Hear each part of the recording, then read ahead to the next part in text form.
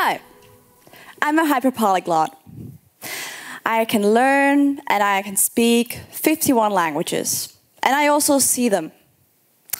Whoa, let me stop there. Okay, the fact that I can speak and can learn 50 languages could be justified by me being a huge language nerd and being overall thrilled to add a new one into my collection of languages. But seeing a language? You see, I was born with a neurological condition called synesthesia. I get that this doesn't get less confusing as it is, judging by the fact that I had to triple-check this word to assure myself my spelling was correct. Simply explained, synesthesia makes me perceive the world differently than it does others. It connects two of my senses, in my case, my auditory and my visual senses, and merges them into one whole unit. This means that when someone comes up to me and starts speaking Korean, I see purple. When I overhear someone talking to their mom in the train in Zulu, I see green. English, a clear blue.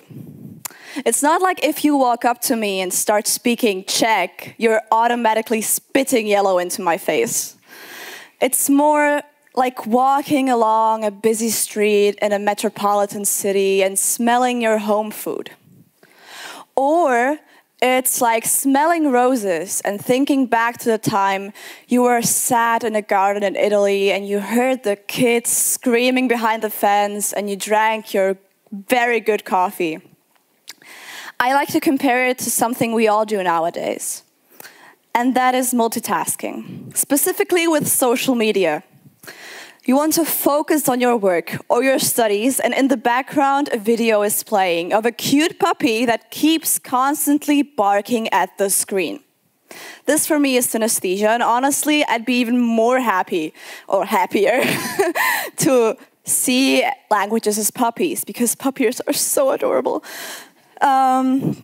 Yeah, but many of you may think now that this is my subjective view of the world. You know, there aren't any rules to it whatsoever, it's just how I see them. And you couldn't be further away from the truth. In fact, there are many rules that occur in synesthesia, or in my case, in language synesthesia. The maximum number of colors that are present in any color scheme of a language whatsoever is at maximum 2. 3 colors in a color scheme, that's like hitting a lottery, and usually they are found in very old and complex languages. You wouldn't be surprised that these are found in Africa or in India. The color schemes also follow a very strict order.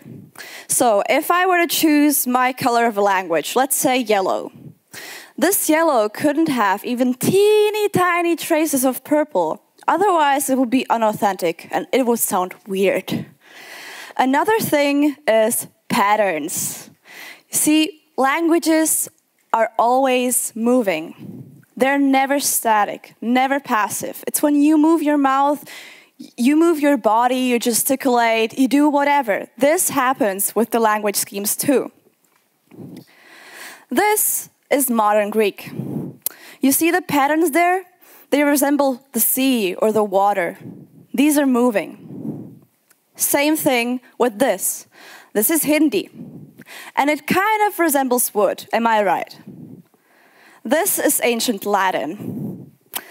Kind of looks aggressive. I won't judge the Romans for that. But it changes. Another interesting thing I personally like to do with synesthesia is to decide the provenience of a language based on its color scheme and based on the similarity it has to other color schemes. These are the Altaic languages. I won't go into much detail about them because there's still some controversy about them, but you can see that there's somehow a recipe basis, right? They all look very flowery and very pink. The same thing goes for the Uralic languages. They're more into the white or blue tone, am I right? And Hungarian is like the cousin that's been kicked out of the house at 18. But it still has the white traces in it. Another thing about language synesthesia, which I personally love the most, are accents. Accents make us unique. And when we have our accent, it makes the language our own. Many times I hear in school, at work, that people have to hide their accents, that they have to hide their provenience, because that isn't the formal language. And they couldn't be farther away from the truth. Accents are beautiful, and they show our identity. They show our bravery for being ourselves. And it's a statement that you see me now, I have spent hours learning your language and your culture. And now I will keep my accent. You all know the wonderful Hollywood actress Sofia Vergara. Am I right? Who knows her? Exactly. She's known for her very strong Spanish accent in the American version of English. And look at this. This is how I see her Spanish or her English. It has the blue colors of English and the orange color of Spanish. And it's subtle, right? But there is another thing.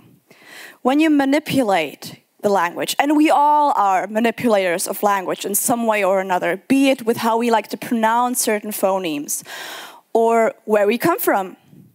But if you manipulate it even further than that, up until it bends around the confines of language phonetic systems, of phonology systems, of grammar systems, it begins to look something like this.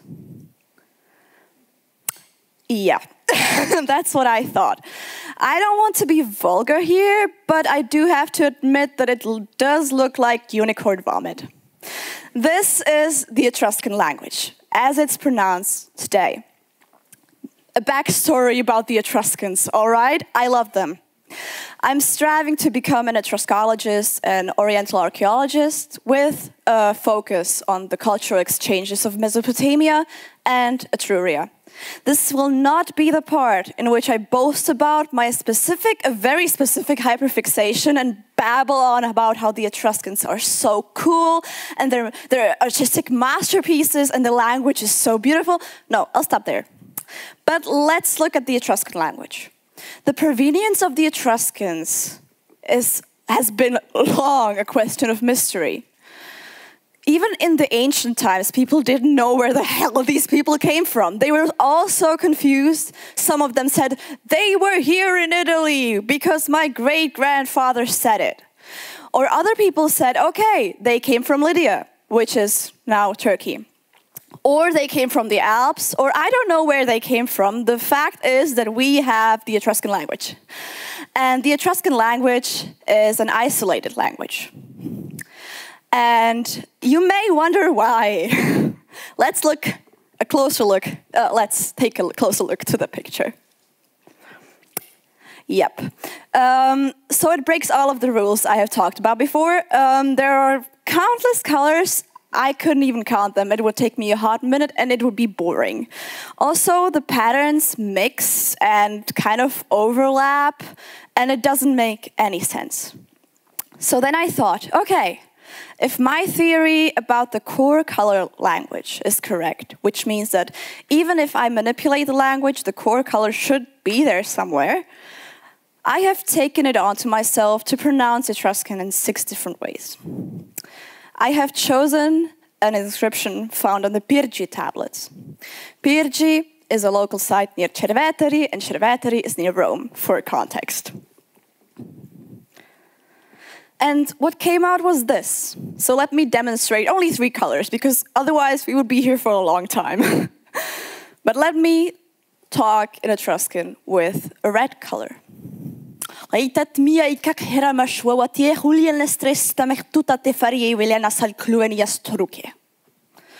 sounds kind of aggressive. Then I speak Etruscan with a yellow color. So it sounds something like this. It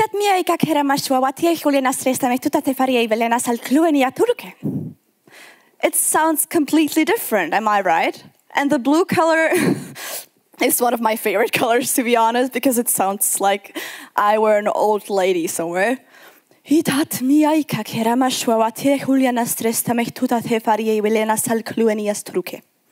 Even speaking like that makes my stomach hurt. So I thought to myself, the yellow scheme looks the most normal out of them all, so let me pronounce Etruscan with this specific yellow shade that's found there. Voila! The authentic synesthetical approach to the Etruscan language would sound something like this.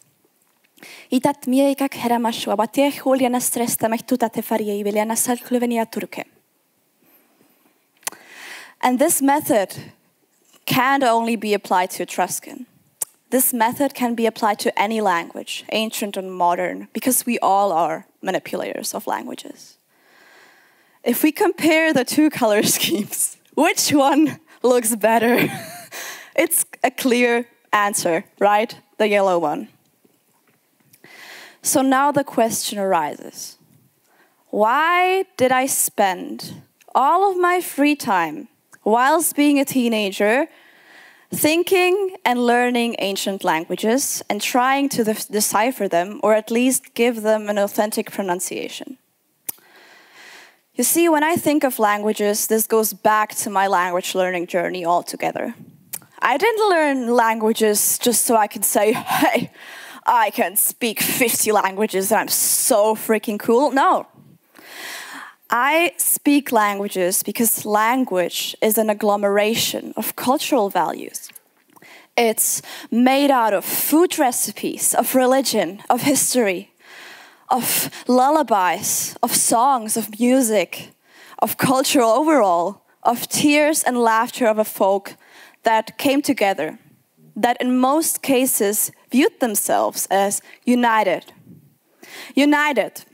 This word I would like to float here around the space, because this is my goal of learning a language. When learning a language, I ball it onto myself, this cultural value kind of like layer, you see? And I become a sort of onion, if you said it like that. And a part of me becomes a part of them. So this is why when I speak in German, I'm at home in Germany. The same thing applies to Korean. I felt at home in Iraq. Do I look like I come from Iraq? No. And this is why all people, when deciding to learn a language, should first think about the fact, okay, what is my why? Because the how, everyone has a different how. Everyone keeps asking me, how did you learn so many languages? What's your strategy? I don't have one. The strategy differs from every language because every language has a unique culture. So of course the strategies are different. And so why, coming back to the ancient languages, why do I spend my time working on ancient languages? Because when we feel like this, the language is home. And the ancient people, the Etruscans, the Lydians, the ancient Mitanni, they don't have a home anymore. But they had one, and it's hidden in that language. And if I make their story heard through that language, I give them a home that they are deserving of. And this is why I do my languages. Thank you.